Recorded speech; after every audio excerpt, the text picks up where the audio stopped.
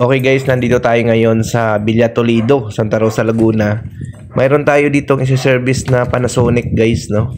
So ito guys, titingnan natin kung anong error nito. Sabi ng customer natin, mayroon daw error na lumalabas.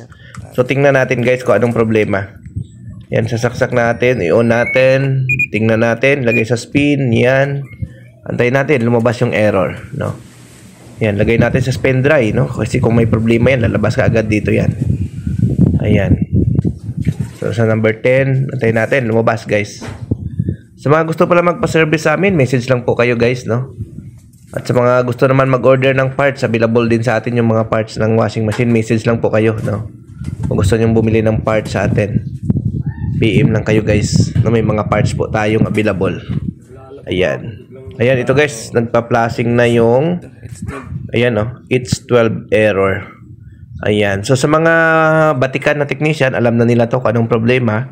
Sa mga baguhan naman, so subaybayan or sundan nyo po yung video na ito.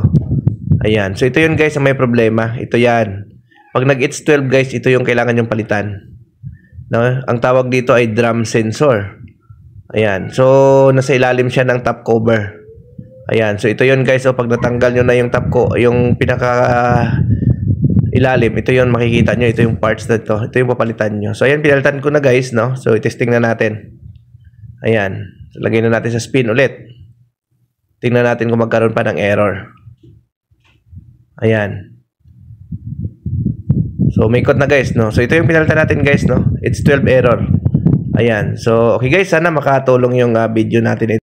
At mapagbigay pa tayo ng kaalaman, no, sa iba, lalo na sa mga bagong technician, no, at sa mga mahilig mag-DIY, no. So yun lang po guys, ito lang yung pinalitan natin guys, yung drum sensor. Ayan, so okay na po ito guys, no. Okay guys, maraming salamat sa panood. Bye bye.